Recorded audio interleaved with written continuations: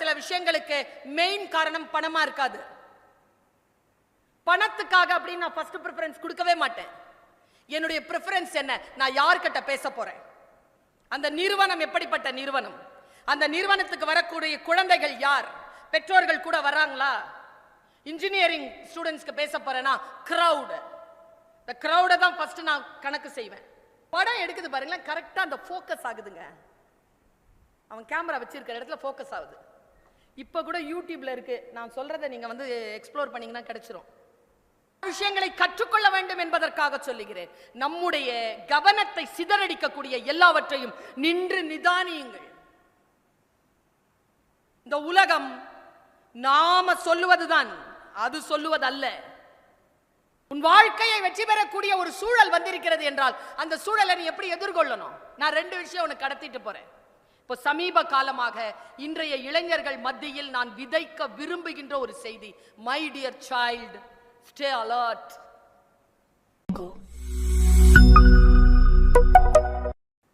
ரெண்டு கேள்வி கேட்கிற, தெரிஞ்சா உடனே பதில் சொல்லு. 50 பேர் ஓட்டப்பந்தயத்தில் ஓடுறாங்க, சரியா? நீ 2வது ஆளா முந்திர, வாட் இஸ் யுவர் பொசிஷன்? டக்குன்னு பதில் சொல்லணும்னு சொன்ன. What is your position?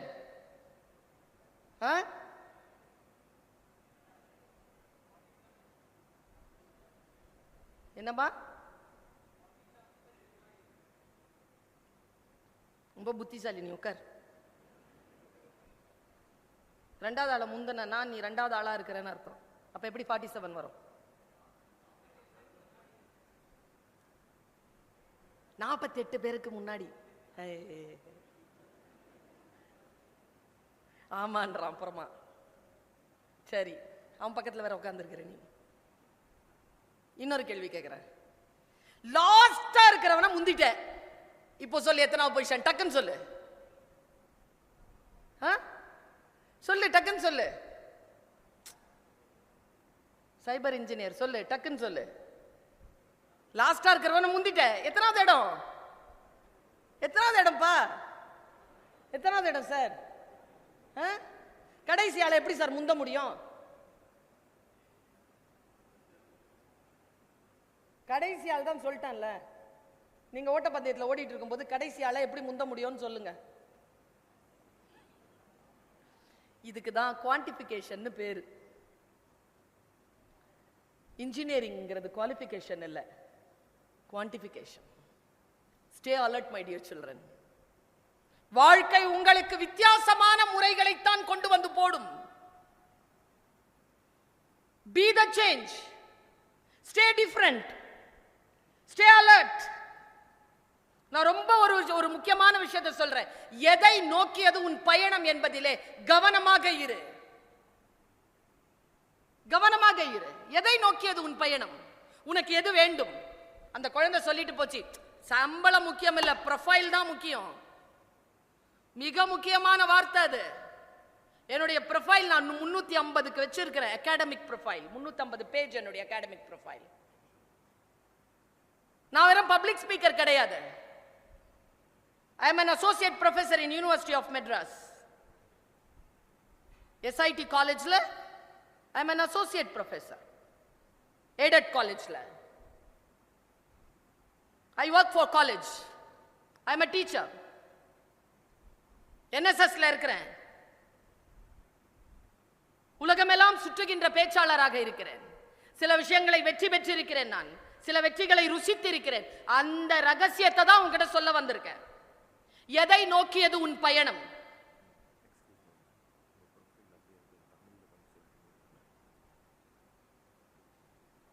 நான் ஒரு இணை பேராசிரியராக இருக்கிறேன். நாட்டு நலப்பணி திட்டத்தில் கடந்த மாணவ பருவம் முதல் இருக்கிறேன், இப்போ வரைக்கும் இருக்கிறேன். உலகமெல்லாம் சுற்றி பயணம் செய்கின்ற பேச்சாளர். இதுவரைக்கும் நான் 31 நாடுகளுக்கு பயணம் செய்திருக்கிறேன். அதுல ரொம்ப ருசிகரமான செய்தி என்னன்னா, ஒரு டிக்கெட்டை கூட என் சொந்த செலவுல வாங்கினது இல்லை. 3 பாஸ்போர்ட் முடிஞ்சிருச்சு. ஜம்போ பாஸ்போர்ட் முடிஞ்சிருச்சு, 3 முடிஞ்சிருச்சு. இப்போ நான் இங்க வந்துட்டு போறதுக்கும் பரத்குமார் சார் தான் டிக்கெட்டுக்கு செலவு பண்றார். உலகம் உனக்கு வாய்ப்புகளை தரும். எப்பொழுது உன்னுடைய ப்ரொஃபைலை நீ அதிகப்படுத்தி வச்சுக்கோ. உன்னுடைய ப்ரொஃபைல்ங்கிறது நீ எத்தனை சர்டிபிகேஷன் பண்ணியிருக்க, நீ எந்தெந்த காம்படிஷன்ல கலந்துகிட்டு இருக்க, இது வரைக்கும் உன்னுடைய எக்ஸாம்ல நீ என்ன மார்க் வாங்கியிருக்க, உன்னுடைய மார்க் ஷீட் அப்படிங்கிறதுல அரியர் எதுவுமே இல்லையா, ஹை ப்ரொஃபைலா இருக்கணும் உன்னுடையது. உனக்கு அப்படி ப்ரொஃபைல் பார்த்தாலே தெரியுது, லட்டு மாதிரி பையன் இருக்கான், தூக்கு உடனேன்னு சொல்லணும். எனக்கு தெரிஞ்சு சில கம்பெனிஸ்லாம் போய் சில காலேஜஸ்லாம் போய் பார்த்தா 13ல இருந்து 20 கால் லெட்டர் வச்சிருக்காங்க. அவன் செலக்ட் பண்றான். எனக்கு இன்னைக்கு பேசுறதுக்கே 3 வாய்ப்புகள். இன்னைக்கு இந்த 27ஆம் தேதி பேசுறதுக்கு 3 வாய்ப்புகள். நான் செலக்ட் பண்ணது மஹேந்திரா காலேஜ்ல பேசணும்னு.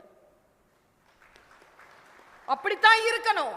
நீ செலக்ட் பண்ணு, உன்னுடைய சம்பளத்தை நீ முடிவு செய். அப்படி என்றால் நீ எந்த அளவுக்கு ஸ்டேட்டஸோட இருக்கணும், நீ எந்த அளவிற்கு உன்னுடைய தன் குறிப்பு விவர குறிப்பை அப்படி வச்சிருக்கணும். நீ யார் அப்படின்னு பார்த்த உடனே, அப்பா இந்த பையன் இந்த பொண்ணு நம்ம யூனிவர்சிட்டிக்கு வந்துச்சுன்னா, நம்ம கம்பெனிக்கு வந்துச்சுன்னா சூப்பரா ஆயிரும் சொல்லிட்டு ஒரு கம்பெனி முடிவு செய்கின்ற அளவிற்கு நீ மிக சிறப்பா இருக்கணும்னா என்ன செய்யறது? இததான் இப்ப சொல்ல வரேன். என்னுடைய வார்த்தைகளில் மிக முக்கியமான வார்த்தை உன் தேர்வு. எதை நீ பிரெஃபரன்ஸ், எதை நீ முதன்மைப்படுத்துகிறாய், எதை நீ செலக்ட் பண்ற, எது உனக்கு வேண்டும். நான் எப்பவுமே சொல்றது உண்டு, நான் செலக்ட் பண்ற சில விஷயங்களுக்கு மெயின் காரணம் பணமா இருக்காது. பணத்துக்காக அப்படின்னு நான் ஃபர்ஸ்ட் பிரெஃபரன்ஸ் கொடுக்கவே மாட்டேன். என்னுடைய பிரெஃபரன்ஸ் என்ன, நான் யார்கிட்ட பேச போறேன், அந்த நிறுவனம் எப்படிப்பட்ட நிறுவனம், அந்த நிறுவனத்துக்கு வரக்கூடிய குழந்தைகள் யார், பெற்றோர்கள் கூட வராங்களா, இன்ஜினியரிங் ஸ்டூடெண்ட்ஸ்க்கு பேச போறேன்னா கிரவுட், இந்த கிரவுடை தான் ஃபர்ஸ்ட் நான் கணக்கு செய்வேன். யாரிடத்தில் நான் பேசுகிறேன், நான் ப்ரிப்பேர் பண்ணிட்டு பேசுறவ இல்ல, உங்களிடத்தில் பேச வேண்டும் என்று சிந்தித்துக் கொண்டே பேசக்கூடியவள். இப்ப பார், என்னுடைய கல்லூரியினுடைய தலைவர் Moosa Raza, justice Basheer Ahmed Sayeed college for women, சாருக்கு தெரிஞ்சிருக்கும் ஜஸ்டிஸ் பஷீர் அஹமத் சயீத். அவர் தேனாம்பேட்டையில ஒரு காலேஜை உருவாக்குறார். ஜவஹர்லால் நேரு தான் முதல் கல்ல எடுத்து வைக்கிறார்.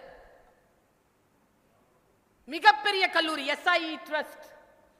அந்த கல்லூரியினுடைய ஒரு மிகப்பெரிய ஒரு அந்தஸ்துல நான் இருக்கிறேன். எங்களுடைய தலைவர் ஒரு புத்தகம் எனக்கு ஒரு முறை பரிசு கொடுக்கிறார். அந்த புத்தகத்தை நான் பார்க்கிறேன். அந்த புத்தகத்துல வரக்கூடிய ஒரு விஷயத்தை உனக்கு நான் கடத்திட்டு போறேன். என்ன லேர்னிங் இருக்கு உனக்குன்னு பார்த்துக்கோ. இன்னிலிருந்து ஏதேனும் ஒரு சிரமத்தில் நீ இருந்தால், சிக்கலில் இருந்தால், இன்றிலிருந்து அதிலிருந்து விடுதலை பெறு. 5 வருஷத்திற்கு அந்த பிரச்சனையை தள்ளி போடு. அது குடும்ப பிரச்சனையா இருக்கலாம், தனிப்பட்ட பிரச்சனையா இருக்கலாம், ஃப்ரெண்ட்ஷிப் பிரச்சனையா இருக்கலாம், உன்னுடைய தனிப்பட்ட குணங்களா இருக்கலாம், பழக்க வழக்கங்களா இருக்கலாம். எது இருந்தாலும் எல்லாவற்றையும் விட உன் கனவு உயர்ந்தது. அந்த கனவை எட்டி பிடிப்பதற்காக இந்த சேர் உனக்கு இறைவன் தந்திருக்கிறான். எப்படி இதை நீ பயன்படுத்த போகிறாய்? அவர் எழுதுறாரு சுதந்திரம். அது ஒரு புத்தகத்துல ஒரு குட்டி கதையா எழுதுறாரு. நவாபுகள் இருக்காங்கல்ல, வெளிநாடுகளில் வாழ, வெளி மாநிலங்களில், வட மாநிலங்களில் வாழற நவாபுகளுக்கு ஒரு பழக்கம் இருக்கான். அவர் ஜம்மு அண்ட் காஷ்மீருக்கு சீஃப் செக்ரட்டரியா இருந்தவர், பத்மபூஷன் அவார்டி. அவர் எங்க காலேஜ் சேர்மன். அவர் எழுதுற கதை முக்கியமான கதை. உன் வாழ்க்கையில் ஏதேனும் மாற்றம் வருதான்னு பாரு. என் வாழ்க்கையில மாற்றம் வந்திருக்கு, அதை டிரான்ஸ்பர் பண்ணிட்டு போறேன். அந்த நவாபுகள் பட்டுக்குருவிய விலைக்கு வாங்குவாங்களாம்ப்பா. ஒரு பட்டுக்குருவியினுடைய விலை பல லட்சம் ரூபாய். நைட்டிங்கேல். அந்த குருவிக்கு அழகான கொண்டை இருக்குமா. இப்ப நம்ம ஊர்ல எப்படி சேவல் சண்டை பார்த்திருக்கீங்களா? அதை பத்தி ஒரு படம் கூட வந்தது. என்ன படம்ப்பா? என்ன படம்?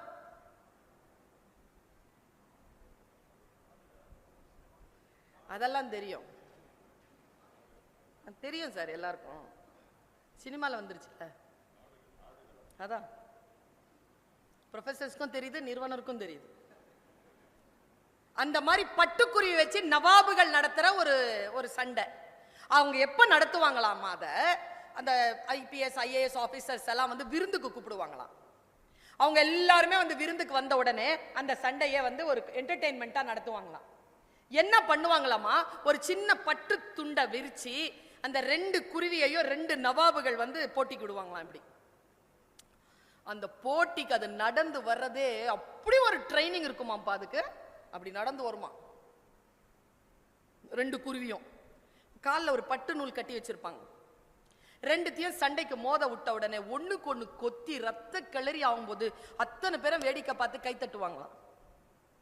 இதுல ஒரு குருவி ஜெயிச்சிரும், ஒரு குருவி உட்காந்துரும். ஜெயிச்ச குருவிக்கு என்ன பரிசு, தோத்த குருவிக்கு என்ன தண்டனைன்னு அந்த கதை சொல்லுது. ஜெயிச்ச குருவிக்கு என்ன பரிசு தெரியுமா?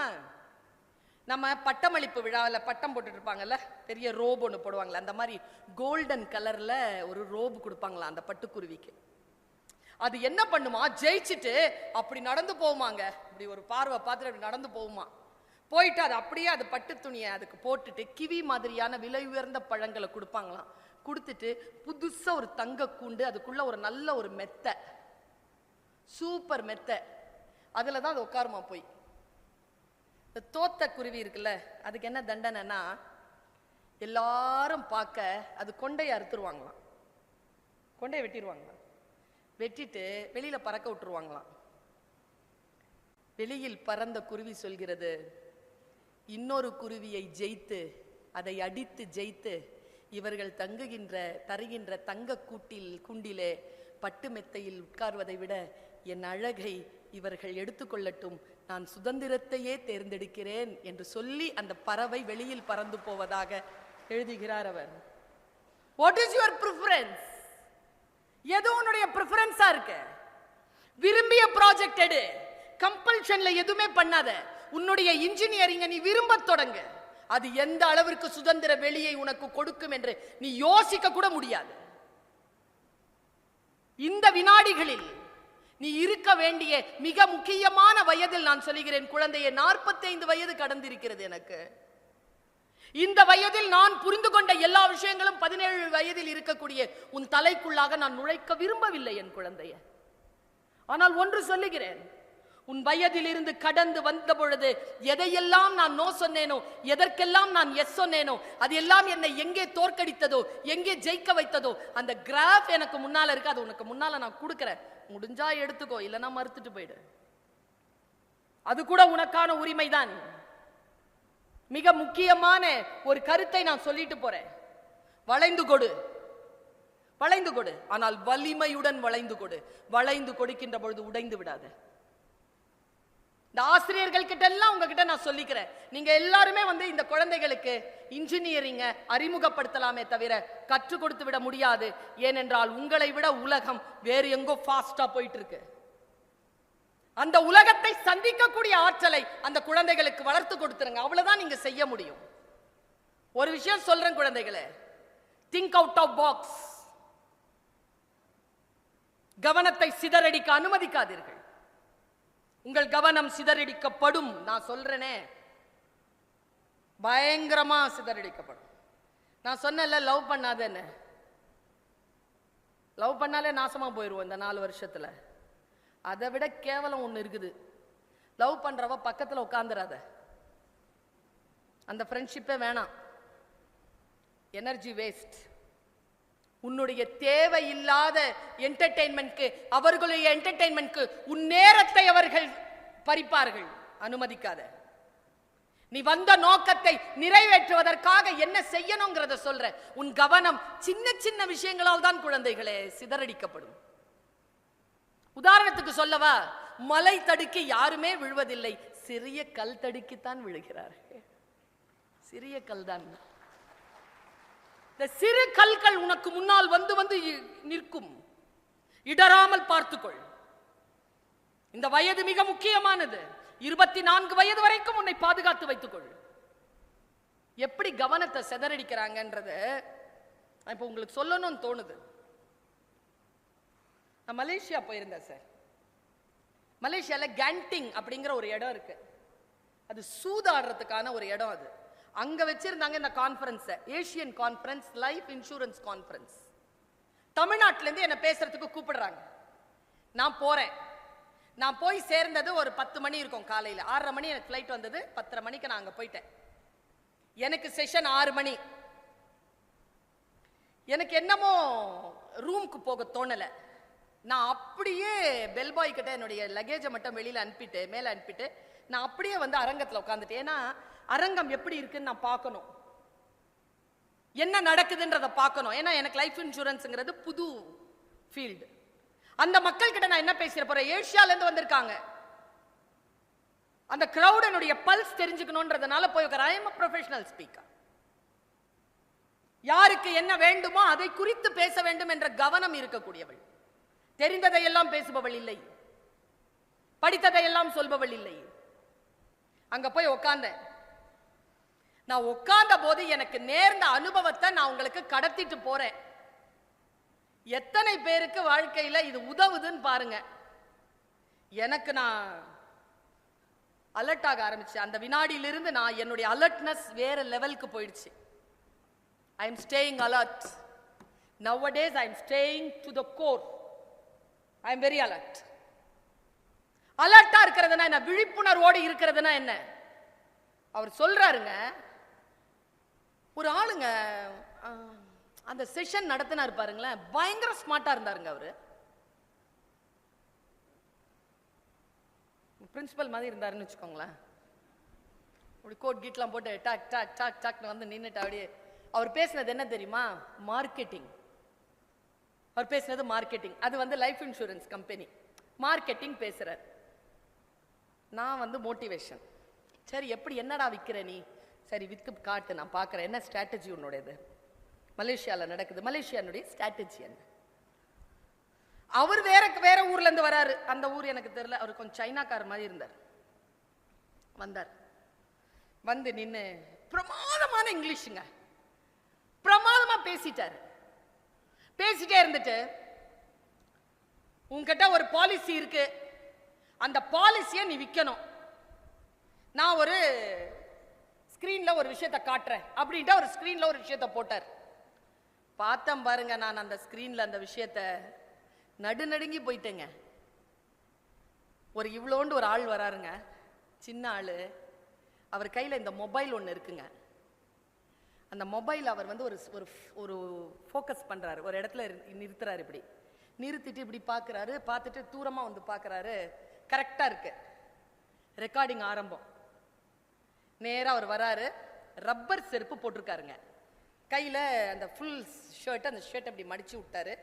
ஒரு காட்டுல பயணம் பண்ணுற ஒரு மனிதர் மாதிரி. முடியெல்லாம் இல்லை அவருக்கு. ஒரு மாதிரி ஸ்லாக் ஷர்ட் போட்டுட்டு காலை மடிச்சு விட்டாருங்க அந்த பேண்ட்டை. ரப்பர் செருப்பு போட்டுக்கிட்டு நடக்கிறார்.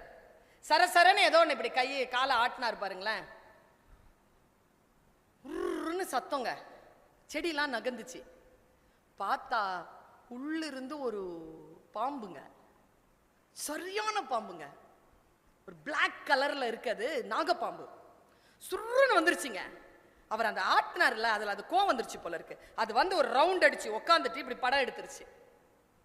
அது படம் எடுக்குது பாருங்களேன், கரெக்டா அந்த ஃபோக்கஸ் ஆகுதுங்க. அவன் கேமரா வச்சிருக்கிற இடத்துல ஃபோக்கஸ் ஆகுது. இப்போ கூட யூடியூப்ல இருக்கு, நான் சொல்றதை நீங்க வந்து எக்ஸ்ப்ளோர் பண்ணீங்கன்னா கிடைச்சிரும். அந்த பாம்பு இப்படி நிக்குது. அவன் என்ன பண்ணா, நேரா செருப்பை கழட்டிட்டு அது பக்கத்துல வராங்க. நம்ம போவோமா பக்கத்துல? சரி, நாம போறோம். பாம்பு என்னங்க பண்ணோம்?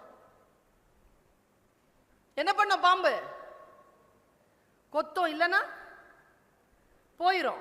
பயந்துருச்சுன்னா போயிரும், இல்லைன்னா சீரும். ரெண்டுமே பண்ணலீங்க. அவர் கிட்ட வர வர அந்த பாம்பு என்ன பண்ணிச்சு தெரியுமா? நடுங்குதுங்க. கிட்ட வர அந்த நான் என் மனசு டீச்சர் இல்ல, நானு மனசு பாம்பு கிட்ட பேசுது. பாம்பே போயிரு, வெக்கப்பட்டு போயிடாத, போயிரு, இல்லைன்னா கொத்திரு. ஏன் நடுங்குற? உனக்கு என்ன நடக்குது? ஏன் நடுங்குற? நடுங்குறதுங்க. இப்படி இப்படி இப்படி இப்படி இப்படி இப்படி துடிக்குதுங்க. அது அவர் சும்மா முன்னால வர்றாரு. வந்துட்டு ஒரு ஒரு 3 அடிக்கு உட்கார்ந்தாருங்க கீழே. அப்படியே வஜ்ராசனத்துல உட்கார்ந்தார். உட்கார்ந்த உடனே அந்த பாம்பு என்ன தெரியுமா பண்ணுச்சு?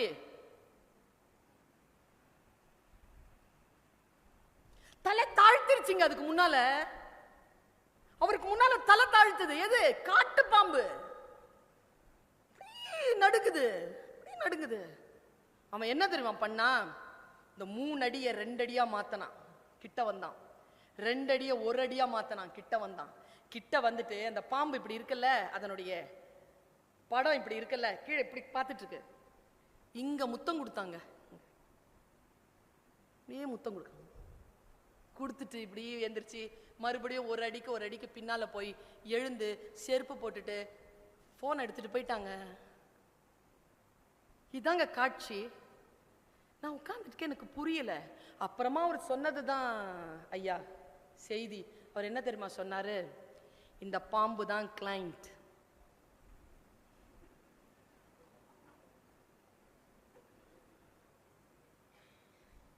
அந்த காட்டுவாசி தான் ஏஜென்ட். பாம்புக்கு கொடுக்கப்பட்ட முத்தம் தான் விற்கப்பட்ட பாலிசி. நம்பருங்க. இப்படியாப்பா பாலிசியை விற்பே நீ உங்க ஊர்ல? எங்க ஊர்ல அப்படி விற்கிறது இல்லப்பா. உடனே நான் அந்த ஆள் கிட்ட இந்த ஆள் பேர் கேட்டேன். அவன் பேர் அந்த ஆள் பேர் மிஸ்டர் அந்த பென்ட்ரைவ் வாய் அப்படின்னா ஒரு 1/2 மணி நேரம் பார்த்துடுறேன். அதுல என்னமோ இருக்கு. எதுக்கு அந்த பாம்பு அவ்வளவு பயந்துச்சு? உண்மையை தெரிஞ்சுக்கல போனோம். குடுன்னு சொல்லிட்டு ரூம்ல போய் என் லேப்டாப்ல போட்டு பார்த்தா வேற ஒண்ணும் இல்ல. குழந்தைகளை என்ன நடக்குது பாருங்க. உங்களுக்கும் இந்த 4 வருடங்களில் இது நடக்கலாம். உள்ள நடக்குதா வெளியில நடக்குதா எனக்கு தெரியாது. I least bother. I bother about you. I care you. அதனால நான் இதை சொல்றேன். என்ன நடந்தது தெரியுமா? அவன் வரான்ல கிட்ட, ஒன்னும் செய்யலிங்க. அவன் ஏன் அந்த பாம்பு நடுங்குச்சுன்னு? அந்த பாம்பு நடுங்கலிங்க. அந்த பாம்பு என்ன பண்ணுச்சுன்னா, இவர் என்ன பண்றாரு, வர்றவர் இந்த 2 விரல் இப்படி ஆட்டுறாருங்க. அது இப்படி பாக்குதுங்க. வேகமாட்டுறாரா, இதாட்டிட்டு இதாட்டுறாரா, இதாட்டிட்டு இதாடுறாரா, இதை பாக்குது இதை பாக்குது இதை பாக்குது. வேகமாட்டுறாரா, அது இப்படி இப்படி பாக்குதா. பாக்குறவங்களுக்கு நடுங்க மாதிரி தெரியுது. உட்கார்ந்த உடனே இந்த கையை வச்சுட்டு கையை 2 விரல ஆட்டிக்கிட்டே இருந்தாங்க. அது அதையே பார்த்துட்டு இருக்குதா, முத்தம் கொடுத்துட்டு போயிட்டான். இப்படித்தான் நம் கவனத்தை சிதறடித்து இந்த உலகம் நம்மை ஜெயித்ததாக நம்ம கிட்ட ஏதோ ஒண்ணு வித்துட்டு போயிடுது. அந்த பாம்பு மட்டும் அலர்ட்டா இருந்ததுன்னு வச்சுக்கோங்க. இந்த கவனத்திற்கு மட்டும் அது தன்னை உட்படுத்திக் கொள்ளவில்லை என்றால் அந்த பாம்பு கிட்ட போயிட முடியுமா? நாம் பல விஷயங்களை கற்றுக்கொள்ள வேண்டும் என்பதற்காக சொல்லுகிறேன். நம்முடைய கவனத்தை சிதறடிக்கக்கூடிய எல்லாவற்றையும் நின்று நிதானியுங்கள். இந்த உலகம் நாம சொல்லுவதுதான், அது சொல்லுவதல்ல. நீ ஒரு கம்பெனிக்கு போறியா, உன்னை நீயே குவாலிஃபைடா வச்சிட்டு இருக்கிறியா, தைரியமா பேசு. ஃபவுண்டர் என் பக்கத்துல இருந்து 3 குழந்தைகள் பேசும்பொழுதும் சொன்ன ஒரே வார்த்தை என்ன தெரியுமா? 3 பசங்களும் பயப்படாம தைரியமா பேசுறாங்களா பாருங்களேன். 3 பசங்களும் தைரியமா பயப்படாம பேசுற. என்கிட்ட ஒரு 10 தடவையாவது சொல்லியிருப்பீங்களா சார்? அவர் அதை தான் பார்க்கிறார். நீ பயப்படாமல் இருக்கிறாயா, தைரியமாக இருக்கிறாயா, உன் மீது உனக்கு நம்பிக்கை இருக்கிறா, ஜெயிச்சிட்டடா நீ. இந்த ஜெயிக்கிறது வரணும்னு சொன்னா நாலேஜ் இருக்கணும்ல. நம்ம எம்ஜிஆர் கத்தி சண்டை போடுறது பார்த்திருக்கீங்களா? கத்தி சண்டை போடுறது நம்பியாரோட தான் இருக்கும், இல்லைன்னா செல்லப்பாவோட இருக்கும். ஆனா கத்தி சண்டை போடும்போது சிரிப்பார் பார்த்திருக்கியா? சிரிக்காம அவர் கத்தி சண்டை போட்டதே கிடையாது. ஏன் தெரியுமா? தன் வித்தையின் மேல் அவருக்கு இருக்கிற நம்பிக்கை. அத ஒரு சிரிச்சுக்கிட்ட தாங்க விளையாடுவார். அவரு டென்ஷனே ஆக மாட்டாரு. டென்ஷனே ஆகாம, நான் ஒரு கூட்டத்துக்கு போயிருந்தேன். அப்ப ஒருத்தர் பேசுறாருங்க, இந்த 4 வருஷம் மட்டும் கஷ்டப்பட்டேன்னு வச்சுக்கோ, 40 வருஷம் நீ சந்தோஷமா இருக்கலாம்னு பேசுறாரு. I differ. He may be a secretary or founder of the college. I differ. நான் வேறுபடுகிறேன். 40 வருஷம் சந்தோஷமா இருக்க போறல, ஏன் கஷ்டப்பட்டு படிக்கிற? இஷ்டப்பட்டு படி, ஜாலியா படி. உன் வாழ்க்கையை வெற்றி பெறக்கூடிய ஒரு சூழல் வந்திருக்கிறது என்றால் அந்த சூழலை நீ எப்படி எதிர்கொள்ளணும்? நான் 2 விஷயம் உனக்கு கடத்திட்டு போறேன்.